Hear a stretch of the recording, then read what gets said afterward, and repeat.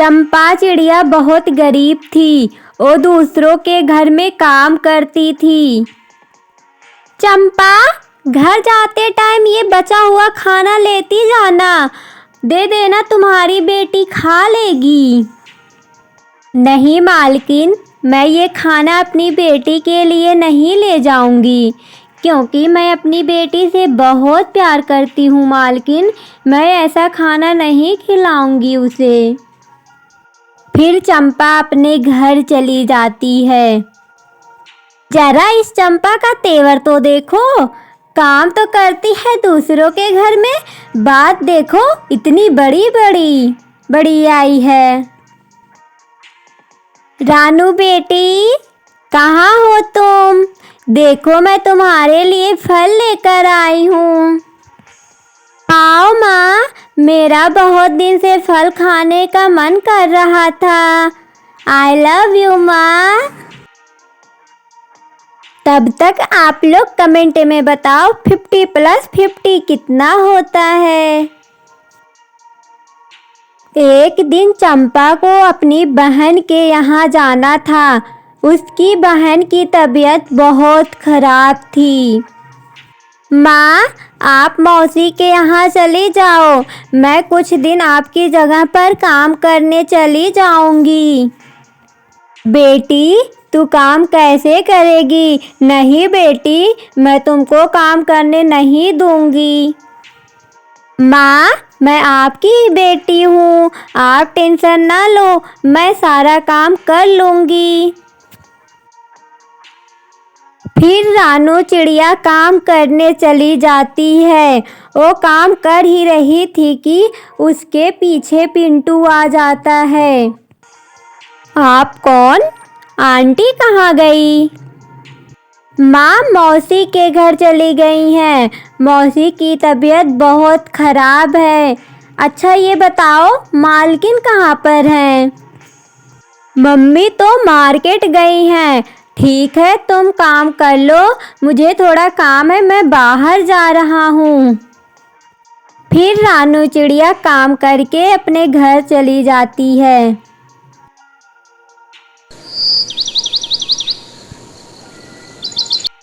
कुछ टाइम बाद चिंटू रानू के घर जाता है।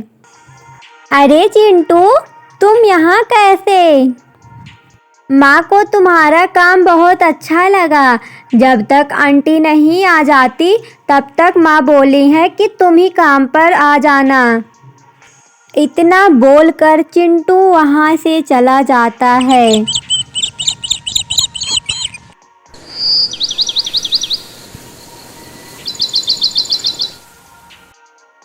अगले दिन रानू काम पर जाकर झाड़ू लगाने लगती है। चिंटू बेटा, तुम जाकर पास वाले बाग से फल लेकर आ जाओ, मुझे मंदिर भी जाना है तो फूल भी लेते आना। मम्मी, वो कहाँ पर है? मुझे नहीं पता, मैं कहाँ जाऊँ? रानू, तुम चिंटू के साथ चली जाओ, क्योंकि तुमको तो पता होगा ना। जी मालकिन, मुझे पता है, मैं चली जा रही हूँ चिंटू के साथ। फिर वो दोनों फूल लेने बाग में चले जाते हैं। चिंटू रानू से बोला, रानू, मैं कुछ दिन से तुमसे कुछ बोलने वाला था। ठीक है चिंटू, जो बोलना है थोड़ा जल्दी बोलो, क्योंकि फूल तोड़ के जल्दी घर चलना है, आज मेरी माँ आएंगी।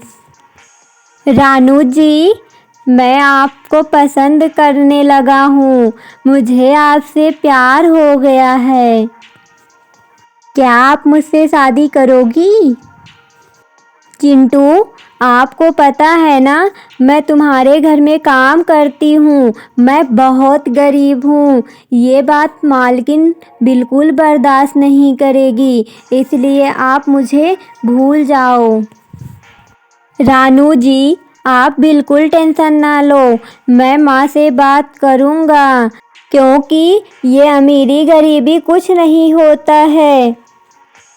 फिर रानू चिंटू के पास एक फूल तोड़कर फेंक देती है और वहाँ से शर्मा कर चली जाती है। माँ, आप आ गई। माँ, आपसे मुझे कुछ बात करना था। माँ, चिंटू आज मुझे प्रपोज किया। माँ, चिंटू भी मुझे बहुत अच्छा लगता है। मैं भी उससे प्यार करने लगी हूँ। माँ, मैं भी चिंटू से शादी करना चाहती हूँ। बेटी, ये तुम क्या बोल रही हो? ये कभी नहीं हो सकता, क्योंकि ये मालकिन इस बात के लिए कभी नहीं बोलेगी। हाँ, इसलिए ये बात भूल जाओ बेटी। और अब मैं आ गई हूँ। कल से अब आपको काम करने की कोई ज़रूरत नहीं है। इधर चिंटू और रानू की सारी बात कालू की पत्नी सुंदरी सुन लेती है। ये काम वाली की बेटी को तो जरा देखो, महलों में रहने का सपना देख रही है। इस सपने को तो मैं कभी नहीं पूरा होने दूंगी।